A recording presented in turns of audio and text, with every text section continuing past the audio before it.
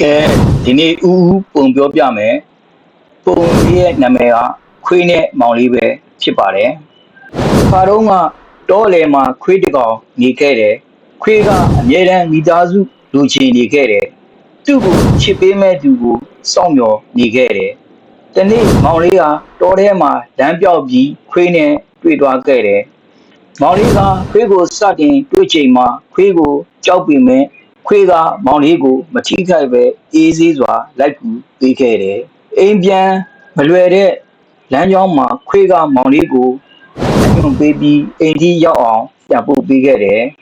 ။အဲ့ဒီဒီမှာစပြီးမောင်လေးနဲ့ခွေးကမိသားစုတစ်ခုလိုချစ်သွားကြတယ်။ခွေးကမောင်လေးကိုအမြဲတမ်းကာကွယ်ပေးပြီးမောင်လေးကလည်းခွေးကိုချစ်ခင်စောင့်ရှောက်ပေးခဲ့ကြတယ်။ဒီမောင်လေးနဲ့ခွေးပုံပြင်မှာဆိုရင်ဘာသင်ခန်းစာယူရမလဲဆိုတော့မတော်ဆက်ပေမဲ့အချင်းချင်းကာကွယ်ပေးခြင်းချစ်ခင်စောင့်ရှောက်ပေးခြင်းတန်ဖိုးထားခြင်းကအဓိကဖြစ်တဲ့ဆိုတဲ့သင်ခန်းစာကိုရရှိမှာပဲဖြစ်ပါတယ်အားလုံးကိုကျေးဇူးတင်ပါတယ်